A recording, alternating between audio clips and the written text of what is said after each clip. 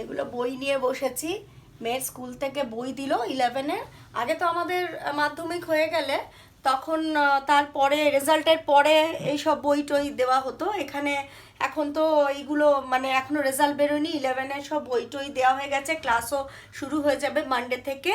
তো বইগুলো নতুন বই এসছে, তো নতুন বই আসলে দেখবে বইয়ের একটা গন্ধই ভাল লাগে। আমরা ছোটবেলায় তো মনে হতো বই পেলে মনে হতো সবগুলো এক্সারসাইজ এখনই করে ফেলি, কিন্তু সেটা আর হতো না, পরে গিয়ে সেই ফাঁকি মারা শুরু হয়ে যেত।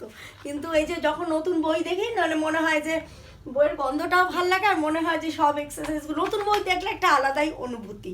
তো যাই হোক, ওই জন্য হয়তো কবি বলেছেন the highest education is that which does not merely give us information but makes our life in harmony with all existence. তো যাই হোক, বইগুলো একবার একটু দেখে নিই নেড়ে চেড়ে, তারপর তোমাদের সাথে আবার কথা হবে। টাটা।